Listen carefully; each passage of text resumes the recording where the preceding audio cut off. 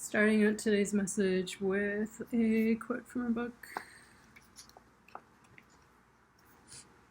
It was in her analysis that Tanya ran into trouble. She expertly described her psychological history, picking out various themes so well that it was clear she'd spent time in therapy. But when it came to her options for action, she saw few possibilities. Okay. The option she was overlooking, despite its obviousness, was staying happily married. And the options she thought of were stay married whether she liked it or not, concede with what she wasn't meant for a long-term relationship, break up the marriage, give up the idea of ever settling down permanently. Okay. Her counselor guided Tanya through the contemplation stage. When he asked her to define what she meant by being committed to her relationship, she said it meant she had taken on an obligation and was living up to her family's and society's expectations. Crazy. I just saw something that has to do with that. This reflected a philosophical disposition, marriage as obligation to others, that clearly was not serving her well. Right? So things aren't happening to you, they're happening for you.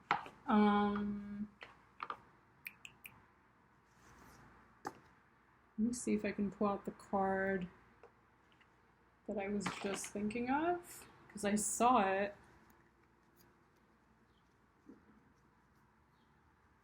A minute ago.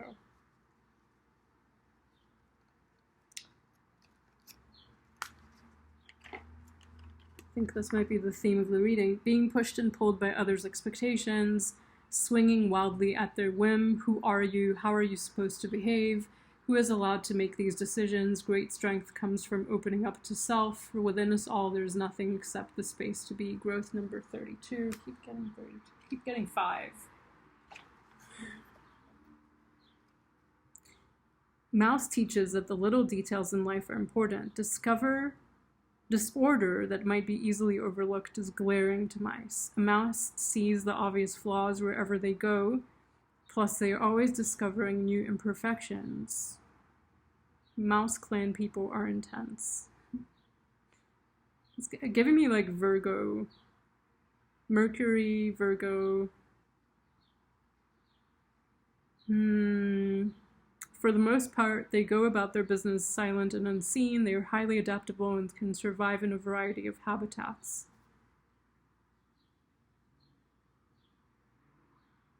Interesting. So what does this even say? That the mouse teaches us to see the details. Devil's in the details.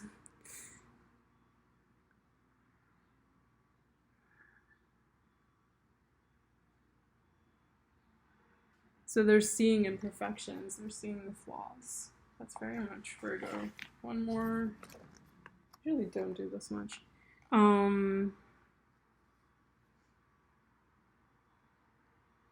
Words. We had come for the gift of his words. There was so much we wanted to hear, so much he could tell us, but words were something irrelevant now. A deeper communication was taking place. He had given us the blessing of his presence, and no greater gift can be imagined.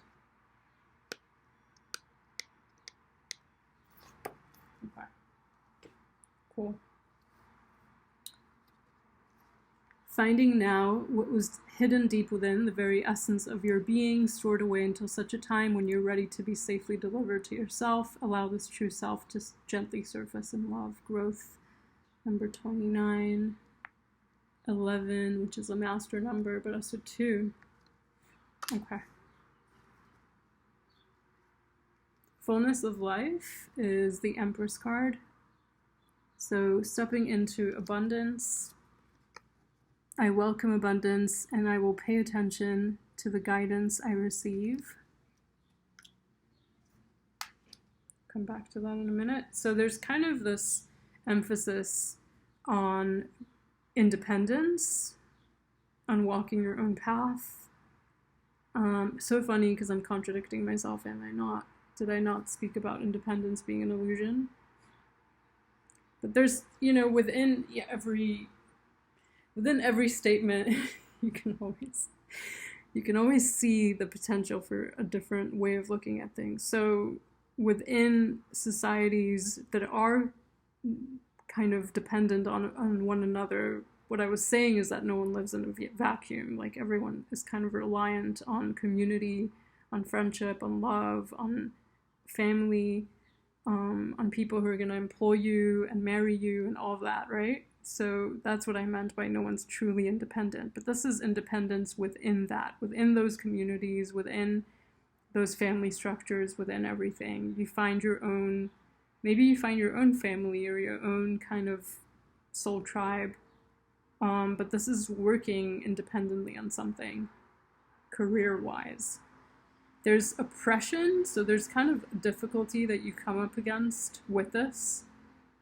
And it has a lot to do with unconscious motivations of people, or just the collective unconscious, and cycles closing out, and it's really difficult and harsh. But lessons have been learned through the process. There's a feeling here of, by establishing new ground, new territory, going after new passion, somehow connects you with your past. And you're being challenged to walk away from that now, to emotionally disconnect. I can think my way out of fear.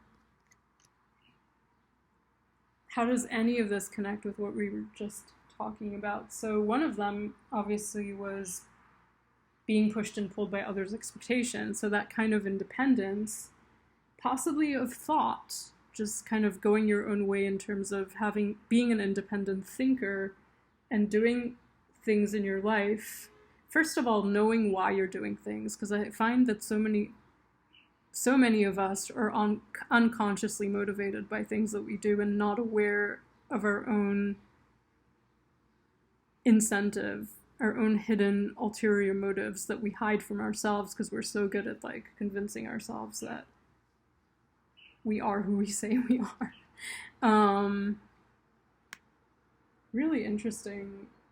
The possibility of it being things that are coming up from the unconscious, but also from childhood or from past patterns, if you believe in past lives. I mean, that could be a thing too, but then we're talking about devils in the details. So noticing with the Mouse Clan of the Native Americans, noticing like the very small details. And when you don't notice those details, you're working within the unconscious. So when you bring the small details to the foreground and you actually see what it is that you're dealing with, I guess that's when you're faced with these types of decisions, these hefty, difficult decisions of closing out cycles from the past or detaching from situations, emotional situations that have kept you, what is that quote about insanity? Just kind of doing the same thing over and over again, expecting different results. And then what was the last thing that I just read? That was really interesting, about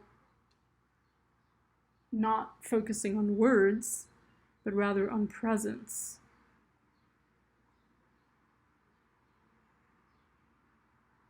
I want to get clarity on that, because I don't really know. The sun.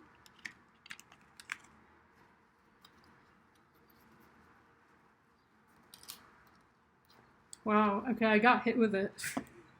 I mean, the details, the devil's in the details, right? And while you're in that phase of being very detail-oriented and figuring out exactly what it is, maybe covering old ground, right? Almost like the idea of editing, going back to something and seeing what it is that needs to be fixed or changed. But as well as just kind of in your day-to-day life, as you're interacting with different aspects of your daily living situation, noticing these details brings you back to patterns from the past that may be so kind of unconsciously lodged within your psyche that you struggle to see them. But as you start to kind of focus in, you see them more clearly in the light of day with the sun, but the sun also being about presence, I feel. So coming back to your body, coming back to full-on presence, and there's these shifting kind of energies of, I'm here, I'm fully present, but also I need to tend to the details. With the Hermit, I mean, that's Virgo, and that's what I was talking about with the details. It's kind of like you're going into analysis paralysis. That's the danger. That's why you're being called to come back to presence. But it also helps you to go into this hermit phase. It helps dissolve certain aspects of the unconscious. I did speak in the previous video about how sometimes there's not spiritual bypassing. I don't know why that came to mind now, but like overemphasis on spirituality can sometimes lead to a certain comfort zone where you're not having to face certain things. It is a shield in a way. It can be a cop-out. Like, I'm just here alone dealing with my own stuff. I mean, so funny, like last night I was looking up Buddhist nuns and Buddhist monks, thinking maybe they have a better life. Because they're just kind of isolated. They're in their own bubble. But no one really has a better life. We're all kind of in this. It's an illusion to think, there's some kind of sheltered existence. It isn't sheltered. What you're doing here is you're going within, you're understanding the cycles, understanding your habits, understanding your psyche and how it works, and getting more information and being called back out into the world of the sun, possibly to expose some of these things, but also to just be present in life, to show up. You're still meant to show up. I was so attracted to all the yellow in this reading. I'm now also noticing the blues. And the yellows are just kind of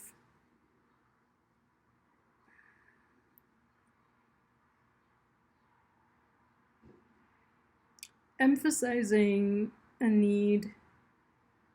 I mean, yellow is solar plexus, it's confidence, but I just really feel this need to be in the world, of the world and in the world. And as much as you spend your time kind of going within, figuring things out, you come back out, you share your knowledge, or you just interact with the world with this new understanding,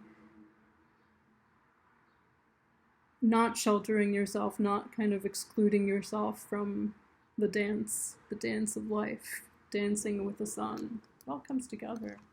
Dancing with the sun. 19, 10, 10, endings, beginnings, 18, 18, 19, do we have a 20? We've got 21. I'm getting too much into numbers lately. 29, 11 again.